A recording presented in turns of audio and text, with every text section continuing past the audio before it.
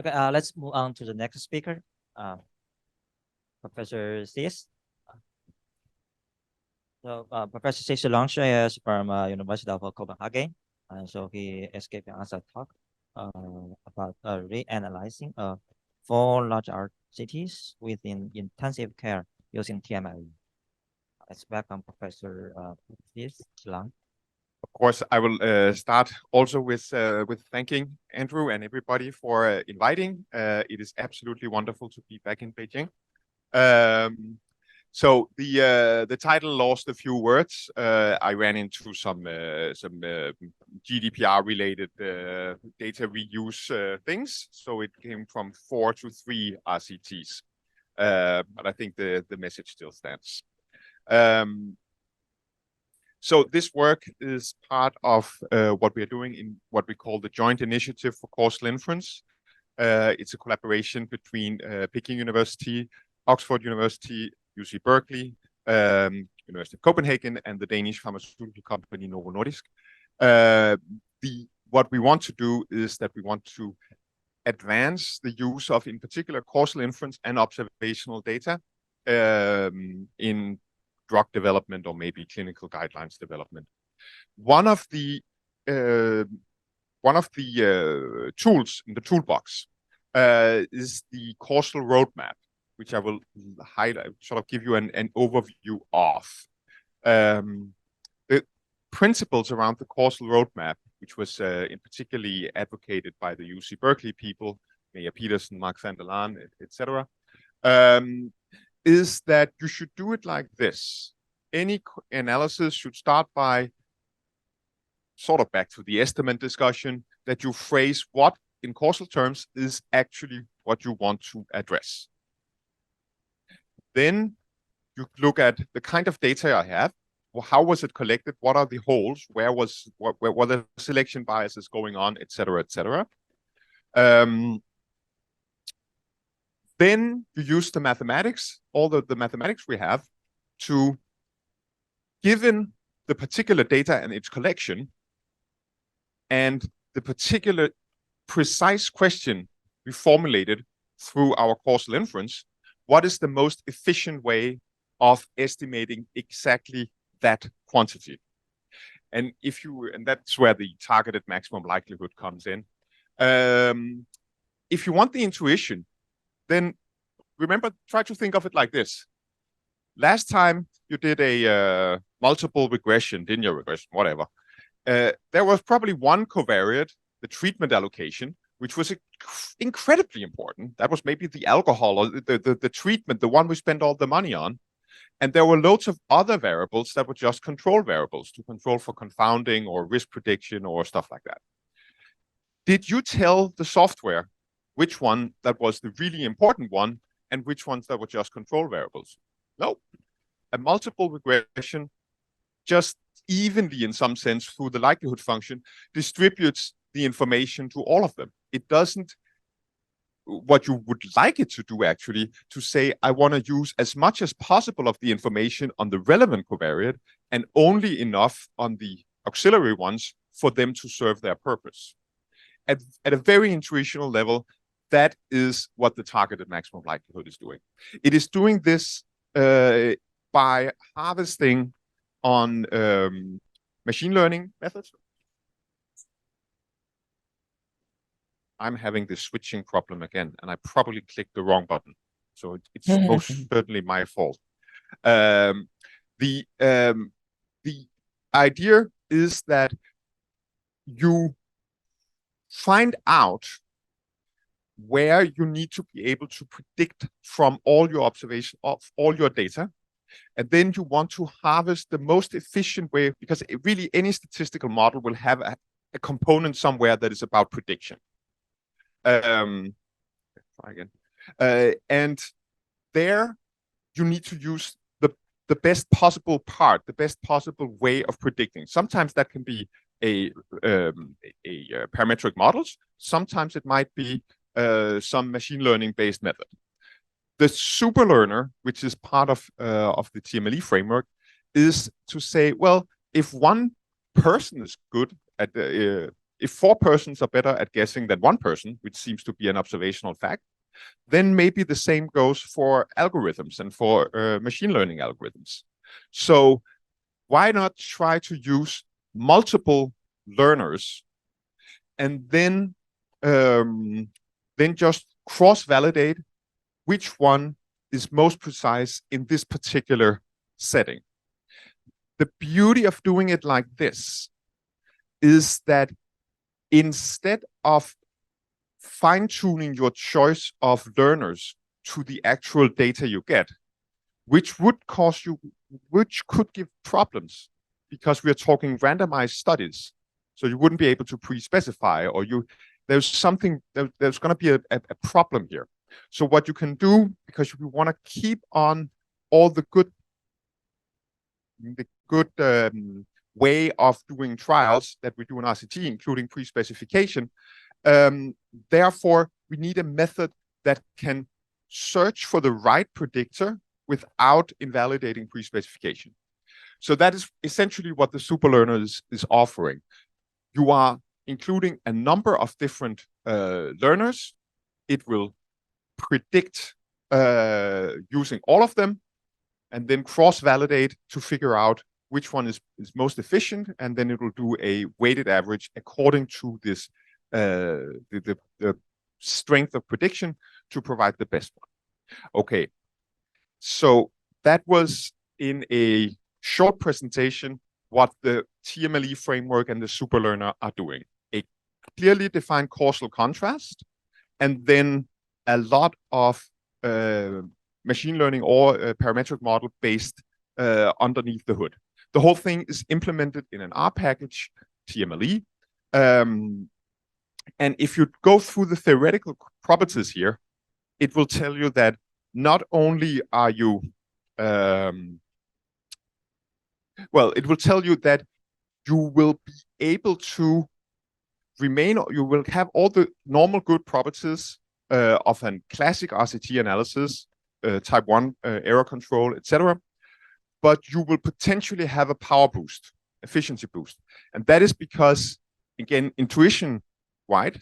If you bring in the information from all the covariates, which are typically, as we saw previously with the age example, the covariates you have are typically extraordinarily much more predictive than the treatment itself. That reduces residual noise, and that makes your signal look stronger. That's the theory. Then does it work in practice? That's essentially what this project is about. It's a collaboration with intensive care doctors. Why intensive care? Mostly, I think it is because it is a field where an incredible number of treatment decisions are being made, and they have a rather weak evidence track. A lot of what they do are not based on full evidence, so they need better methods. I think they will be a good field for doing statistical development. We can move that field forward because they are needed. We can move it forward faster than we can do in drug development, because for drug development, the expectations will be very, very high. Maybe they will just want the regular RCT. Okay, but here they actually did conduct some rather classical RCTs. This is the whole list of the ones I want to include in this analysis, and the start ones are the ones that I already I'm able to present. Let's put it like that. So the sub-ICU was published in NIME in 2018. It was a negative trial, and it was looking at prophylactic stress ulcer treatment. That is also a classic treatment that is done all the time, and apparently it didn't do anything, so we can just get rid of it. COVID steroid 2 was a COVID trial on high or low use of steroids. Was published in JAMA in 2021. Barely non-significant, and the outcome was days alive without life support within 28 days. So essentially, if you get off life support immediately, you will get an outcome of 28. If you die, if you die immediately, you will have an outcome of 0. So it's a way of summarizing both mortality and how fast do you move on. And then we have classic, which is a study on fluid control. Again, impressively non or negative, right? There was no difference, but that is actually not bad in this situation, the lack of effect, because they also want to get rid of unneeded treatments, because it's over treating patients with no need is wrong for a multiple of reasons, resources, etc. So okay, the protocol for sort of this endeavor here is that for each of the studies, I will conduct the same predefined TMLE-based analysis. And then the resulting outcome would be a narrative of, did it actually work? Just implementation-wise, because that can be an issue. Does the models converge, or stuff like that? That is needed for the clinicians to feel safe that we can have a TMLE analysis as the main and pre-specified analysis. And then we will assess any changes in both efficiency and directly in the number in the effect measure. For actually, to avoid cherry picking, I will only look at the intention to treat population, and I will only look at the primary outcome. For each of these studies, this is the protocol for the TMLE analysis. I will use a maximal available of baseline covariates. So that means that maximal, let's a very liberal list of baseline covariates. If there was something that was collected already, which was just marginally, with a medical view, had marginal potential for being predictive, it would go there. We have a little bit of missing baseline data. The TMLE package is really, really good at handling missing outcome or missing treatment, which was not what I had. I had missing baseline data. So I needed to do a little add-on to the original TMLE. And I did that with multiple imputation, really classic. So made a number of imputed data set. The only sort of extra one was that I followed the Mark van der Laan's advice and also included a dummy for a variable being imputed, because it can be informative in its own right that that particular value was imputed. And then TMLE applies to each of the imputed data sets and results combined in the absolute traditional way. We knew randomization probabilities. For that reason, I didn't estimate a treatment model. That is typically part of TMLE, is that you both have an outcome model and a treatment assignment model. It also works for observational studies. In this case, I knew it was 50-50 studies, so I just plugged that one in. And the following libraries were used for the super learners, ML type of stuff. So they're a couple of parametric stuff, random forest and XGBoost support vector machines. So you would call that the usual suspects, would be a short way of describing them. Then I would initially do a rather substantial outcome-blinded simulation to ensure that the method actually works. Again, this is described as good practice within TMLE. Make sure that it has correct properties before you apply to the actual data. So the outcome-blind simulation, what I did was that I randomly draw from the whole set, so created equal-sized data set. And then I shuffled the treatment assignment. So essentially just killed any association between treatment and outcome, but everything related to baseline covariates and outcome was still there. Obviously, there's no link into treatment assignment because A, I shuffled it, and B, it's a randomized study. So how did it go? For the good thing first, for the ones with binary outcome, it worked like a charm. So that is this one and this one here.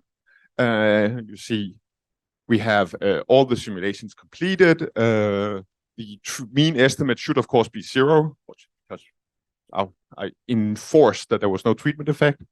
And we have nominal coverage. It's exactly where it should be. So here, everything looked absolutely fine. For the COVID steroid 2, the outcome, this days alive without life support, it's a bit of a tricky outcome, because imagine the histogram will have a spike at 0 and a spike at 28, and then something flat in the middle, which is a rather nasty distribution. And maybe that is the reason why I kept on crashing R. And it wasn't even crashing in the usual way, like you get an error, something happened wrong. It literally just crashed. Didn't even give an error message. So apparently there is something in the implementation of TMLE that is a bit unstable. It could analyze the real data. Okay, I did that without having fixed that bug with the simulation, but it is a concern.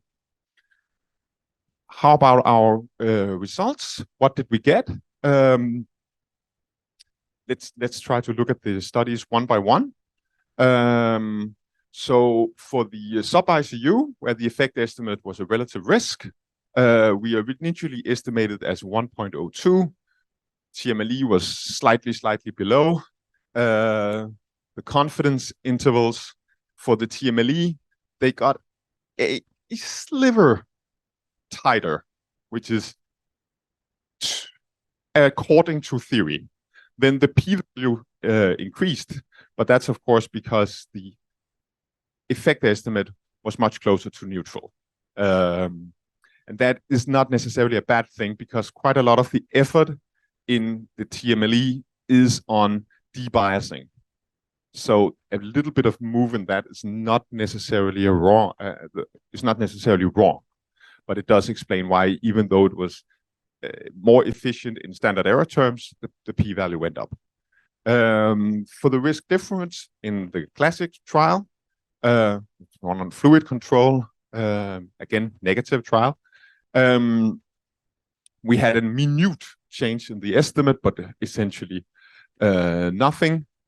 And maybe a slight improvement in confidence interval, but not much, and the corresponding effect on the p-value. So if one was to summarize this, from a qualitative perspective, nothing improved.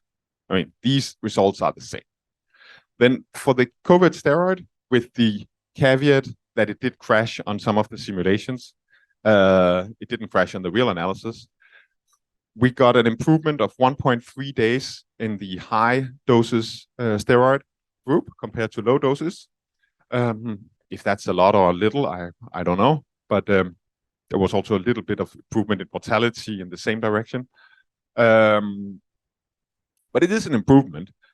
And we see that if we have the TMLE, we get, again, slight improvement in efficiency measured as a slightly narrower confidence interval. In this case, the slightly narrower confidence interval moved you from a non-significant to a significant result, which we as statisticians, of course, know is a no signal, right? There is no, these are not qualitatively different, whether you did the original analysis or you did the TMLE. On the other hand, how do you think it would have been written in the abstract if the p-value had been 4.4% instead of 7%? It probably would have made a little bit changes to the wording, to put it. So the conclusion could almost be done at this point, that even in a setting with pretty highly predictive covariates, the application of the TMLE does not substantially improve efficiency, and it does not substantially change the parameter estimates. I think that there are a couple of reasons to this. The first one is that the efficiency gain is likely a little bit more theoretical than real when our studies are so relatively simple, when we do not have nasty complications like time-dependent treatment or stuff like that, where the causal roadmap really gets into work. The other one being that the treatment effects are so small that the kind of non-collapsibility issues or other things like that, they don't matter. The whole thing is linear down there. So that could be another reason why you don't see much benefit from the more advanced methods. A final sort of sanity check on is the outcome blind simulation and the real data sort of capturing the same thing. What I did was there that for any run of the TMLE, it will give you weights on which prediction algorithm was actually used in the end, which one seemed to be good. They have to sum up to one, obviously. And what we see here on the 3 columns to the right is the outcome blind simulations. So that gives us an idea of how the weights can vary across if you reshuffle the data. And we see that it is really, really driven by this one here. That could be another reason why we are not seeing so much efficiency gain by using these multiple different prediction models, because apparently they never add value. So like the random forest, which is number 2 on the list, is only given a weight of maybe 3% or something like that. In the real data, slightly more, but still, it seems like the prediction algorithms, the use of a sort of whole list of prediction algorithms doesn't add very much in this particular case. So that brings me to my conclusion so far, that the positive thing is that TMLE is indeed fairly robustly implemented, in particular for binary outcomes. There's very little need for fine-tuning of the algorithm, which is one of the sort of sore points with these more complex algorithms for when you apply them to RCTs. However, efficiency gains are mostly small, even with highly predictive baseline variables. And with less predictive baseline variables, best guess is that the efficiency gain will be less. So it might even turn into negative because you are estimating more parameters. The largest gain was seen when we had an unusual outcome distribution. Sadly, that was also where we had a little bit of an issue with sort of the precision, with the robustness of the algorithm. So once we've completed the rest of the study, will be interesting to see if they collaborate, they support these overall conclusions. But at this question, I just want to say thank you for the attention. Thanks. So do we have any questions? Yeah, thank you. It's very interesting to see this TMLE used in practice and then empirical validation kind of theoretical claims. I was just wondering on the detail on this collapsibility issue. So if you compare classic, that was adjusted for the same set of covariates, but in a more classic way than you do with the TMLE approach. Is that correct? Because otherwise it displays in with those standard errors may increase, right? If you add covariates in nonlinear models. The thing is that the original analysis there, let's take that one there, for instance, they are actually controlling for a few variables. They're controlling for stratification variables. So you are running into a slight issue of collapsibility because that parameter there is a marginal risk ratio. That one there is conditional on a couple of, but when we are so close to one, the thing is almost linear and the collapsibility disappears. Yeah, so that brings us to the last trial. That's the most interesting case here, right? Where there is some evidence with the 0.07 going to 0.04 p-value, as you mentioned. But again, there, so could you consider kind of having the marginal estimate with the adjustment in the calculation? Yeah, but here it's an absolute difference. So the collapsibility issue disappears, then it's just a difference in means. So there's less of a collapsibility issue. There is maybe that the TMLE, should there be some treatment heterogeneity, it would try to pick it up, and that would bring it in, which might matter a little bit, but I think it's less of an issue actually, because the fact that it's an absolute measure reduces some of those problems. Yes, I also think so. Yeah. So maybe you did not really mention that these trials were relatively small, so there may also be by chance some imbalance, right? So you do also imbalance correction. That I don't know to what extent that plays up here in changing. It's all tiny changes, of course, because it was randomized, but nevertheless, there might be something to tease out that you first say imbalance correction and then other effects or so. But that's a suggestion. We can talk over lunch, I guess. Good idea. Thanks. Yeah, all right.